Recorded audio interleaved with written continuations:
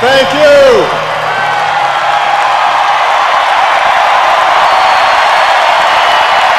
Thank you.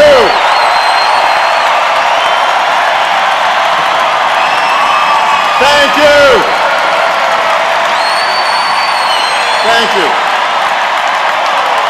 Thank you so much. Thank you. Thank you so much. Thank you. Thank you so much. Thank you. Thank you. Thank you so much. Thank you. Thank you. Thank you. Thank you so much. Thank you. Thank you very much. Thank you. Thank you. Thank you so much, everybody. Thank you. Thank you so much. Thank you, everybody. Thank you so much. Thank you. Thank you.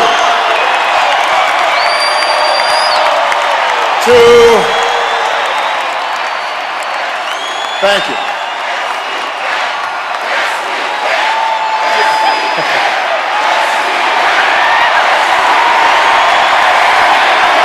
Thank you. Thank you so much. Thank you very much. Thank you, everybody.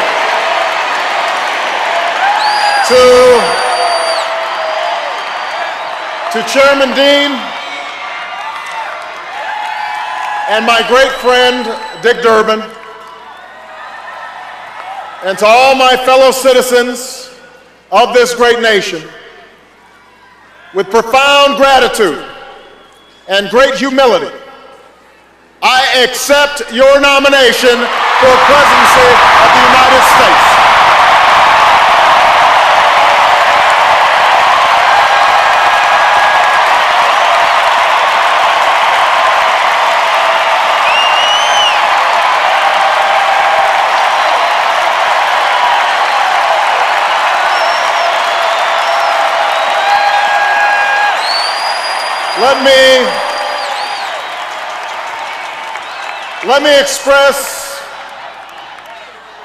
Let me express my thanks to the historic slate of candidates who accompanied me on this journey, and especially the one who traveled the farthest, a champion for working Americans and an inspiration to my daughters and yours, Hillary Rodham Clinton.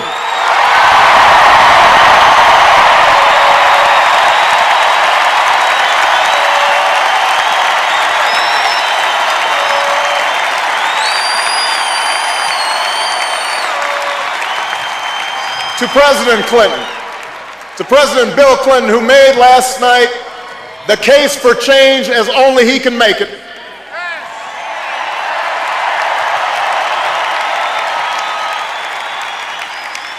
To Ted Kennedy, who embodies the spirit of service.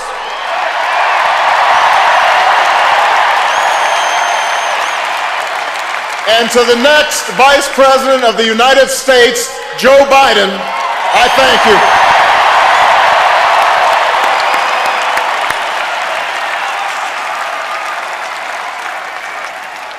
I am grateful to finish this journey with one of the finest statesmen of our time, a man at ease with everyone from world leaders to the conductors on the Amtrak train he still takes home every night. To the love of my life, our next First Lady, Michelle Obama.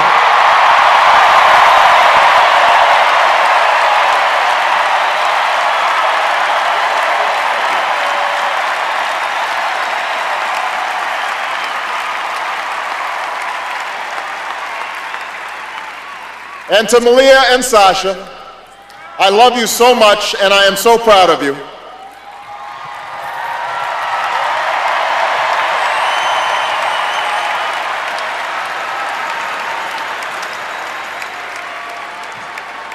Four years ago, I stood before you and told you my story of the brief union between a young man from Kenya and a young woman from Kansas who weren't well off or well known, but shared a belief that in America, their son could achieve whatever he put his mind to.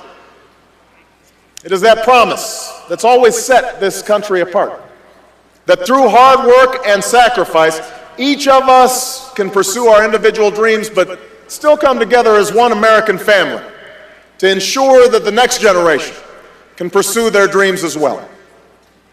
That's why I stand here tonight, because for 232 years, at each moment when that promise was in jeopardy, ordinary men and women, students and soldiers, farmers and teachers, nurses and janitors, found the courage to keep it alive.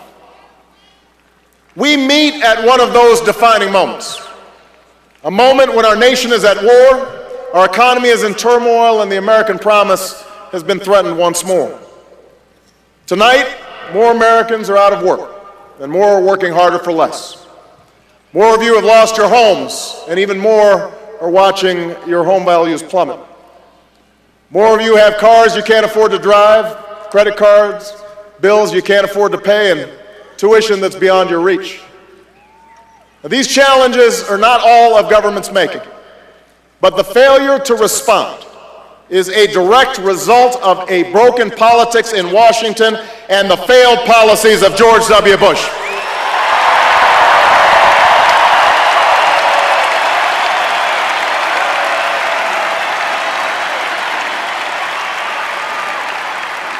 America, we are better than these last 8 years.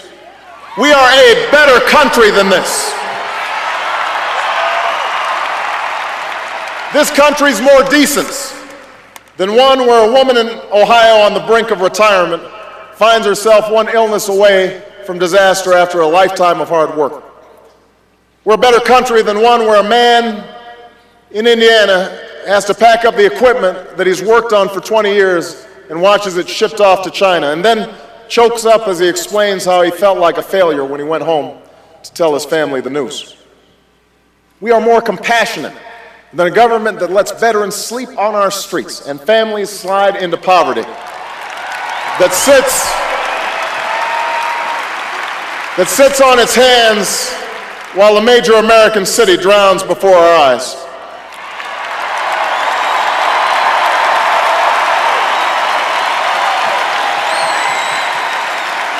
Tonight I say to the people of America, to Democrats and Republicans and independents across this great land, enough! This moment,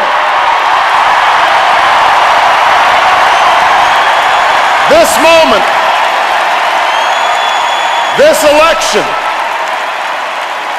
is our chance to keep, in the 21st century, the American promise alive.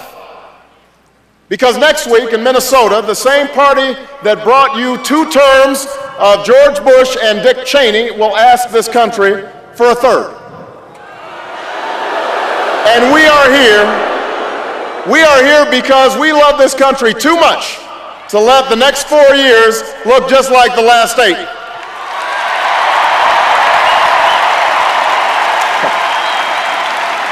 On November 4th, we must stand up and say, 8 is enough.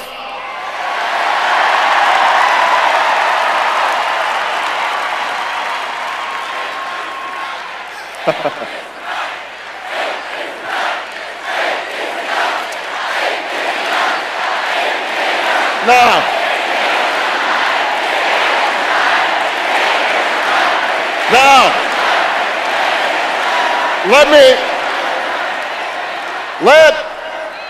let there be no doubt. The Republican nominee, John McCain, has worn the uniform of our country with bravery and distinction. And for that, we owe him our gratitude and our respect.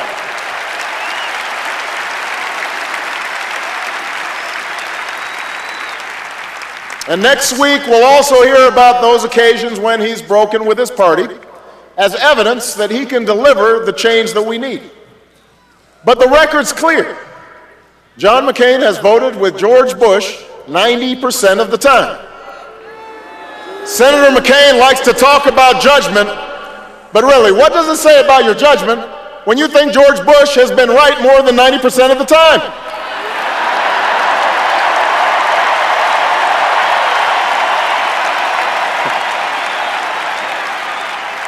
I don't know about you, but I'm not ready to take a 10% chance on change.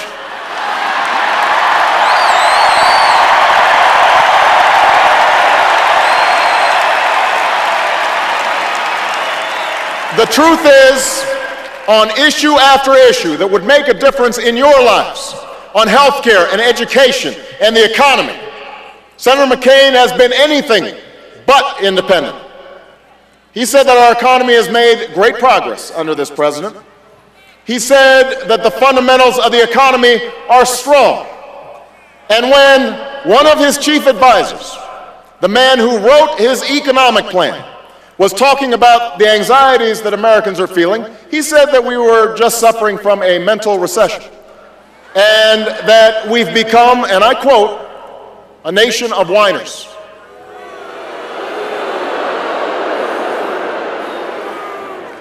A nation of whiners.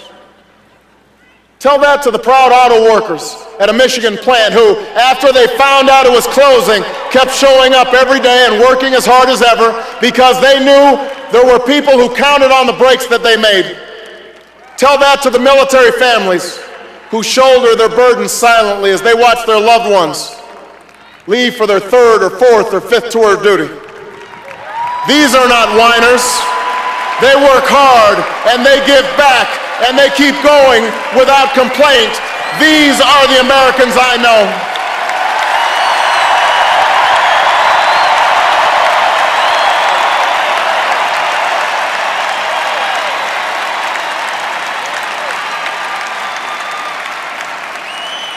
Now, I don't believe that Senator McCain doesn't care what's going on in the lives of Americans.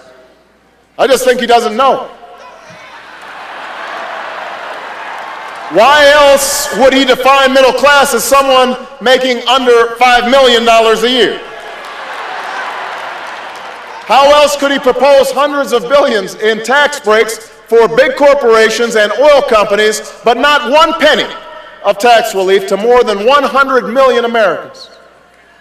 How else could he offer a health care plan that would actually tax people's benefits? Or an education plan that would do nothing to help families pay for college, or a plan that would privatize Social Security and gamble your retirement? It's not because John McCain doesn't care. It's because John McCain doesn't get it. For over 2 decades, he subscribed to that old discredited Republican philosophy. Give more and more to those with the most and hope that prosperity trickles down to everyone else. In Washington, they call this the ownership society.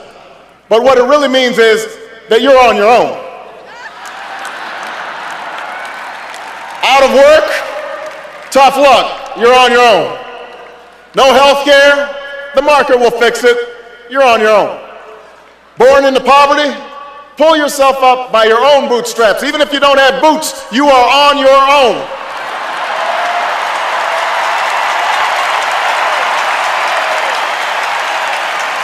Well, it's time for them to own their failure.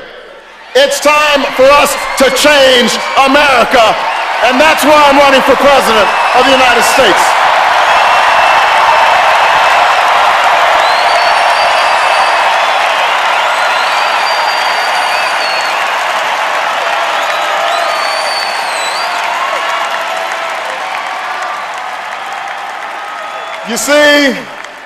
You see, we Democrats have a very different measure of what constitutes progress in this country. We measure progress by how many people can find a job that pays the mortgage, whether you can put a little extra money away at the end of each month so you can someday watch your child receive her college diploma. We measure progress in the 23 million new jobs that were created when Bill Clinton was president. when the average American family saw its income go up $7,500 instead of go down $2,000 like it has under George Bush. We measure the strength of our economy not by the number of billionaires we have or the profits of the Fortune 500, but by whether someone with a good idea can take a risk and start a new business, or whether the waitress who lives on tips can take a day off and look after a sick kid without losing her job. An economy that honors the dignity of work. The fundamentals we use to measure economic strength are whether we are living up to that fundamental promise that has made this country great. A promise that is the only reason I am standing here tonight. Because in the faces of those young veterans who come back from Iraq and Afghanistan, I see my grandfather, who signed up after Pearl Harbor, marched in Patton's army, and was rewarded by a grateful nation with the chance to go to college on the GI Bill.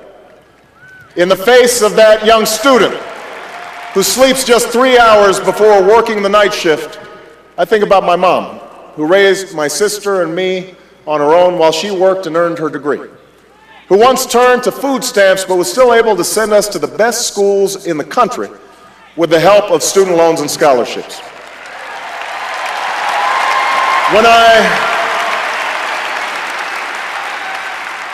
When I listen to another worker tell me that his factory is shut down, I remember all those men and women on the south side of Chicago who I stood by and fought for 2 decades ago after the local steel plant closed.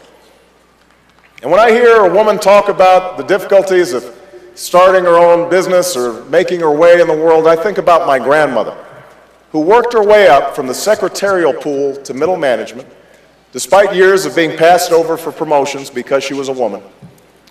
She's the one who taught me about hard work. She's the one who put off buying a new car or a new dress for herself so that I could have a better life. She poured everything she had into me. And although she can no longer travel, I know that she's watching tonight and that tonight is her night as well.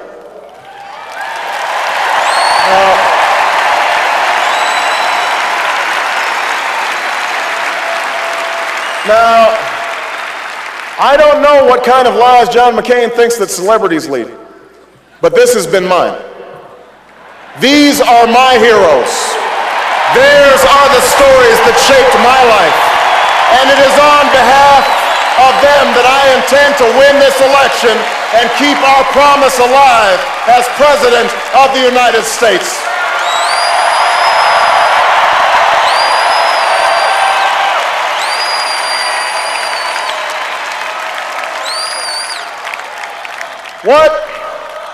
What is that American promise?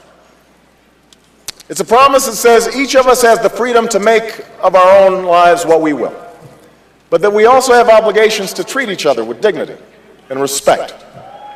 It's a promise that says the market should reward drive and innovation and generate growth, but that businesses should live up to their responsibilities to create American jobs, to look out for American workers, and play by the rules of the road.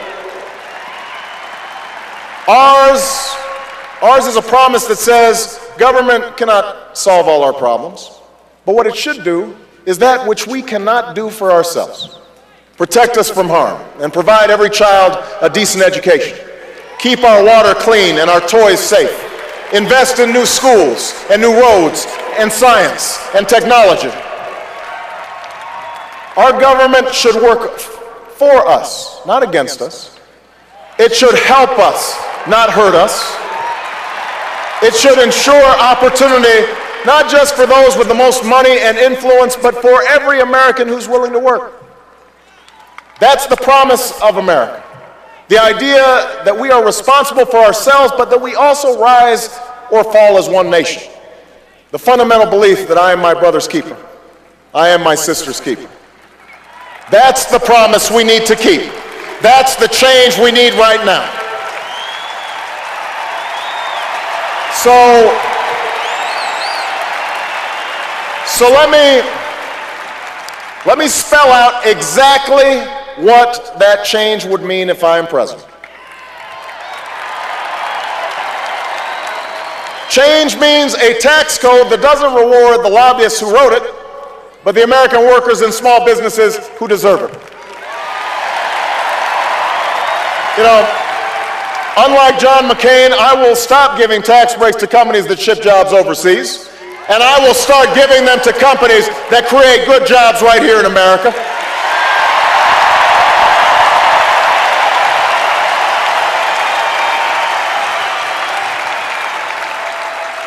I'll eliminate capital gains taxes for the small businesses and startups that will create the high-wage, high-tech jobs of tomorrow.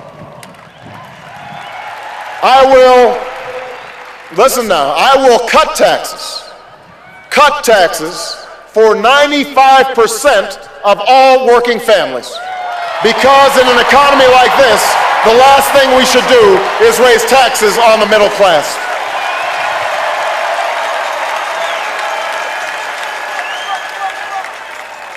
And for the sake of our economy, our security, and the future of our planet, I will set a clear goal as president. In 10 years, we will finally end our dependence on oil from the Middle East.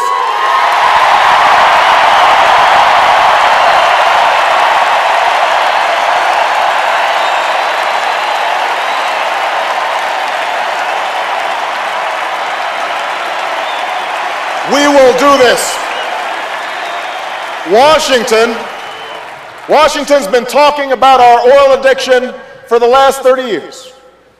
And by the way, John McCain's been there for 26 of them. And in that time, he has said no to higher fuel efficiency standards for cars, no to investment in renewable energy, no to renewable fuels. And today we import triple the amount of oil than we had on the day that Senator McCain took office. Now is the time to end this addiction and to understand that drilling is a stopgap measure, not a long-term solution, not even close.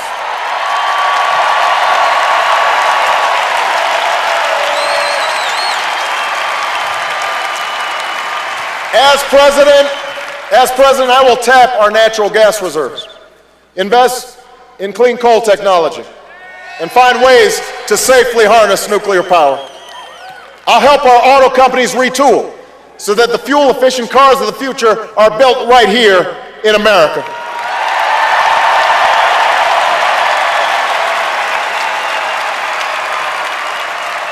I'll make it easier for the American people to afford these new cars. And I'll invest $150 billion over the next decade in affordable, renewable sources of energy, wind power and solar power, and the next generation of biofuels, an investment that will lead to new industries and 5 million new jobs that pay well and can't be outsourced.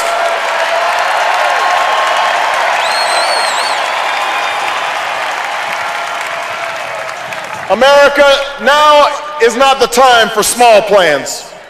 Now is the time to finally meet our moral obligation to provide every child a world-class education, because it will take nothing less to compete in the global economy. You know, Michelle and I are only here tonight because we were given a chance at an education. And I will not settle for an America where some kids don't have that chance.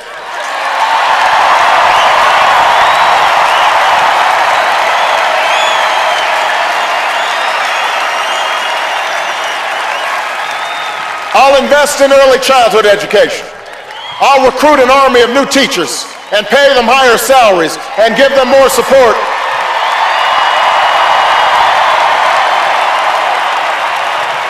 And in exchange, I'll ask for higher standards and more accountability. And we will keep our promise to every young American. If you commit to serving your community or our country, we will make sure you can afford a college education.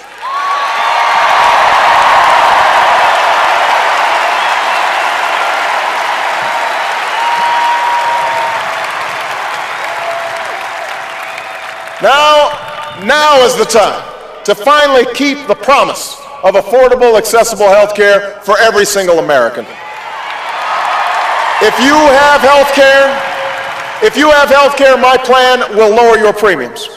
If you don't, you'll be able to get the same kind of coverage that members of Congress give themselves.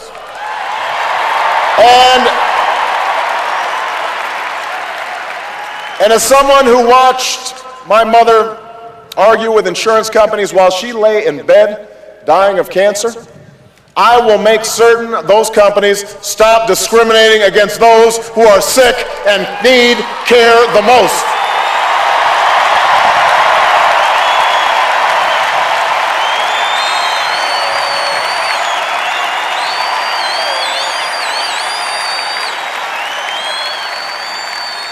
Now is the time to help families with paid sick days and better family leave, because nobody in America should have to choose between keeping their job and caring for a sick child or an ailing parent. Now is the time to change our bankruptcy laws so that your pensions are protected ahead of CEO bonuses, and the time to protect Social Security for future generations. And now is the time to keep the promise of equal pay for an equal day's work, because I want my daughters to have the exact same opportunities as your sons.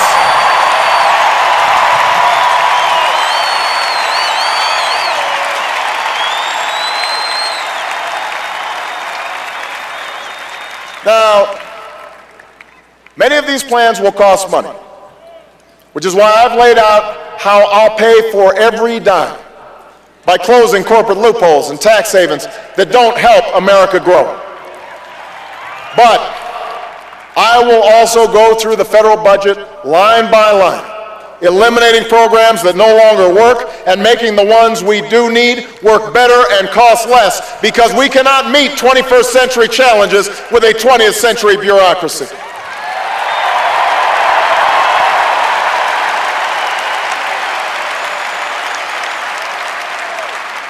And Democrats, we must also admit that fulfilling America's promise will require more than just money. It will require a renewed sense of responsibility from each of us to recover what John F. Kennedy called our intellectual and moral strength. Yes, government must lead on energy independence, but each of us must do our part to make our homes and businesses more efficient. Yes, we must provide more ladders to success for young men who fall into lives of crime and despair. But we must also admit that programs alone can't replace parents, that government can't turn off the television and make a child do her homework, that fathers must take more responsibility to provide love and guidance to their children.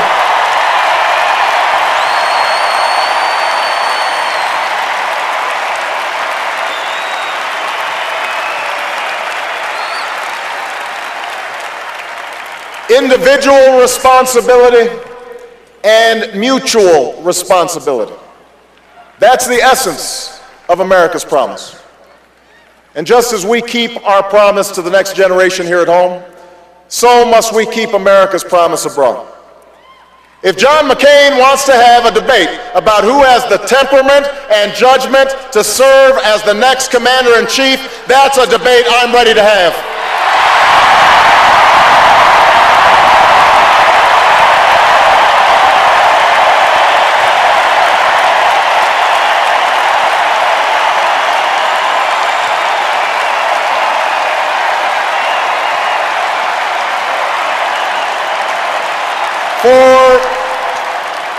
For while Senator McCain was turning his sights to Iraq, just days after 9/11, I stood up and opposed this war, knowing that it would distract us from the real threats that we face. When John McCain said we could just muddle through in Afghanistan, I argued for more resources and more troops to finish the fight against the terrorists who actually attacked us on 9/11, and made clear that we must take out Osama bin Laden and his lieutenants if we have them in our sights.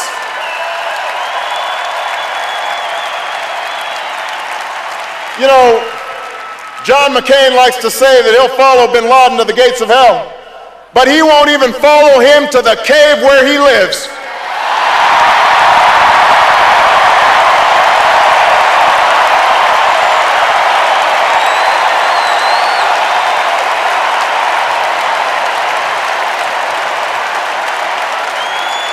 And today is my call for a time frame to remove our troops from Iraq, has been echoed by the Iraqi government and even the Bush administration, even after we learned that Iraq has $79 billion in surplus while we are wallowing in deficit. John McCain stands alone in his stubborn refusal to end a misguided war. That's not the judgment we need. That won't keep America safe. We need a president who can face the threats of the future, not keep grasping at the ideas of the past.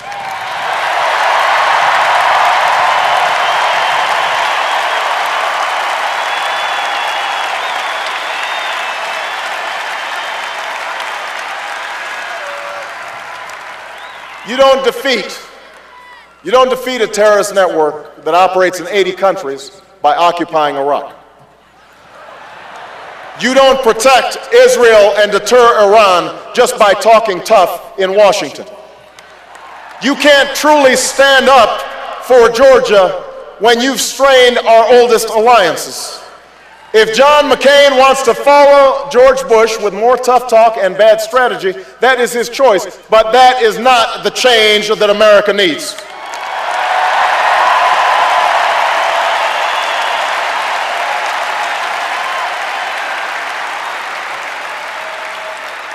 We are the party of Roosevelt. We are the party of Kennedy. So don't tell me the Democrats won't defend this country. Don't tell me that Democrats won't keep us safe. The Bush-McCain foreign policy has squandered the legacy that generations of Americans, Democrats and Republicans, have built, and we are here to restore that legacy.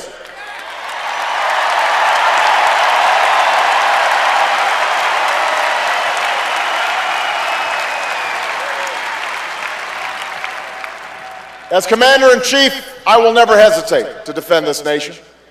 But I will only send our troops into harm's way with a clear mission and a sacred commitment to give them the equipment they need in battle and the care and benefits they deserve when they come home.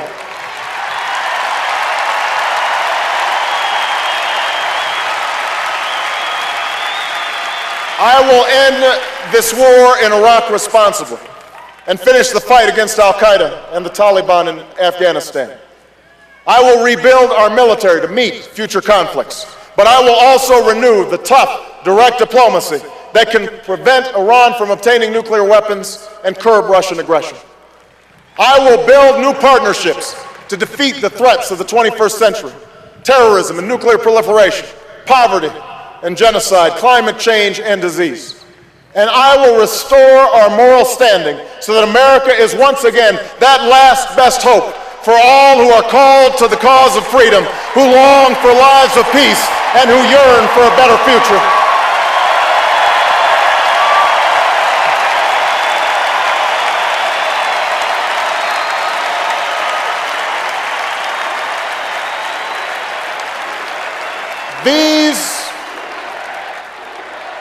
These are the policies I will pursue.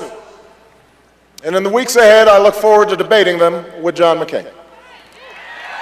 But what I will not do is suggest that the senator takes his positions for political purposes. Because one of the things that we have to change in our politics is the idea that people cannot disagree without challenging each other's character and each other's patriotism.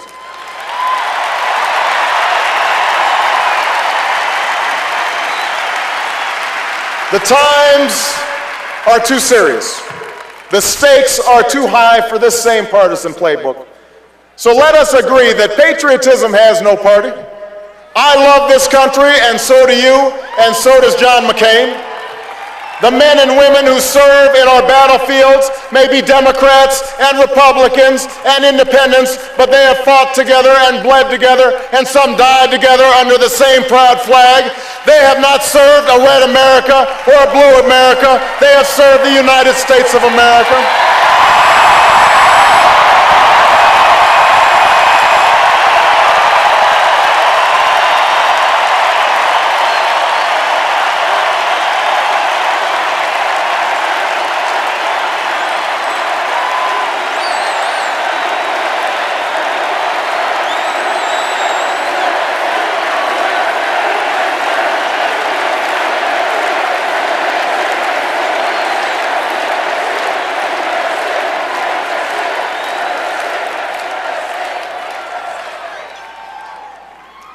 So I've got news for you, John McCain.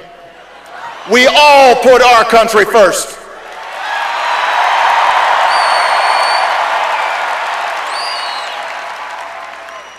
America, our work will not be easy. The challenges we face require tough choices.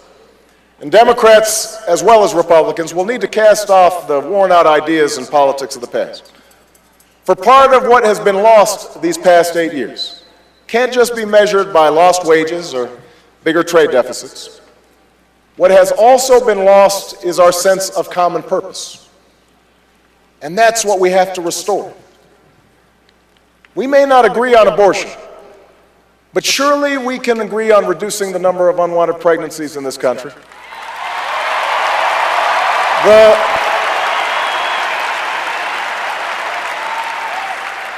The reality of gun ownership may be different for hunters in rural Ohio than they are for those plagued by gang violence in Cleveland, but don't tell me we can't uphold the Second Amendment while keeping AK-47s out of the hands of criminals.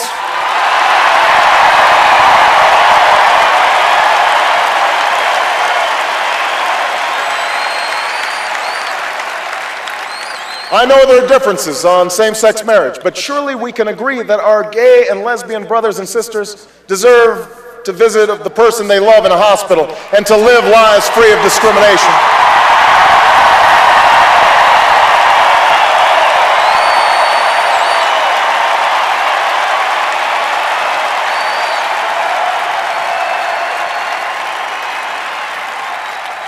Passions may fly on immigration, but I don't know anyone who benefits when a mother is separated from her infant child, or an employer undercuts American wages by hiring illegal workers.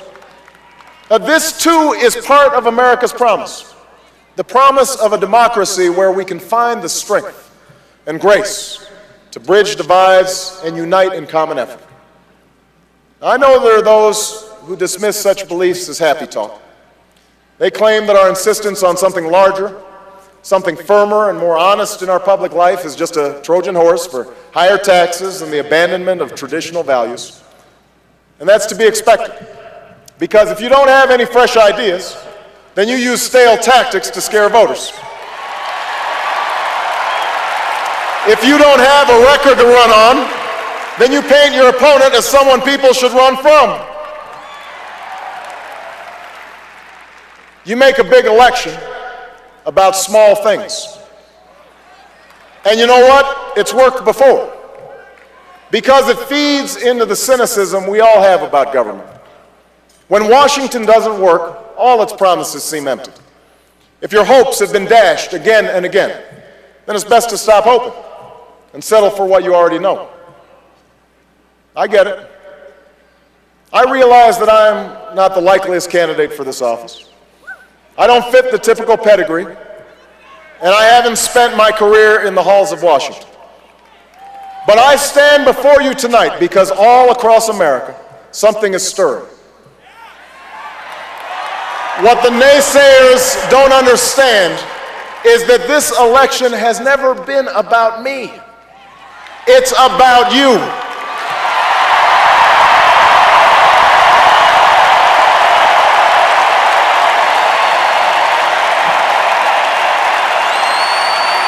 It's about you.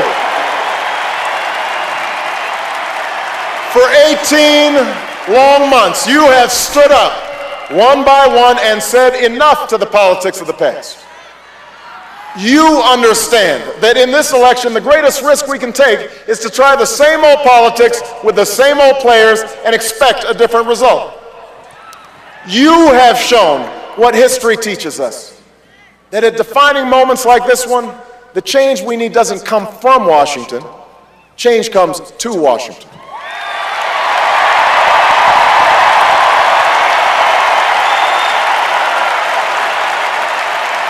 Change happens.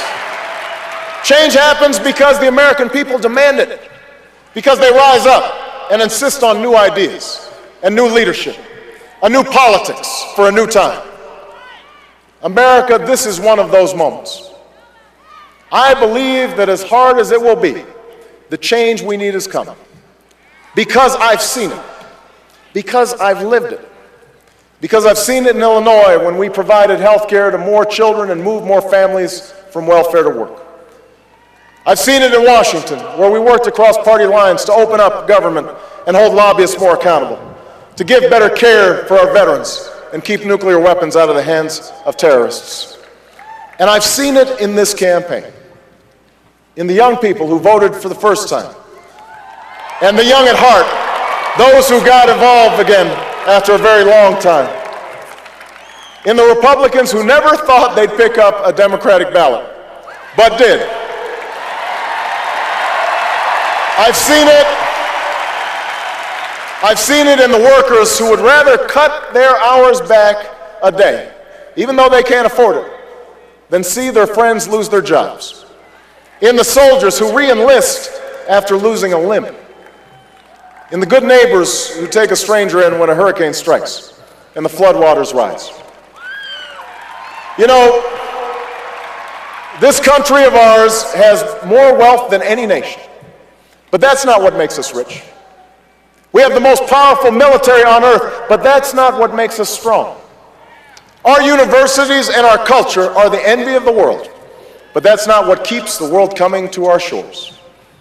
Instead, it is that American spirit, that American promise, that pushes us forward even when the path is uncertain, that binds us together in spite of our differences, that makes us fix our eye not on what is seen, but what is unseen, that better place around the bend. That promise is our greatest inheritance.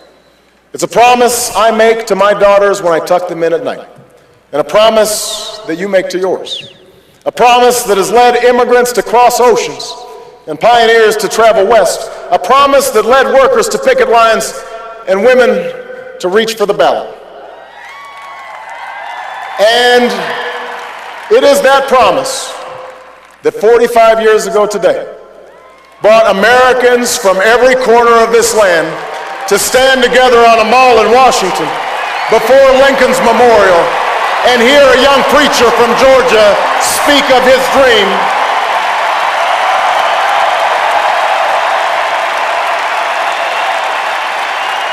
The men and women who gathered there could have heard many things. They could have heard words of anger and discord.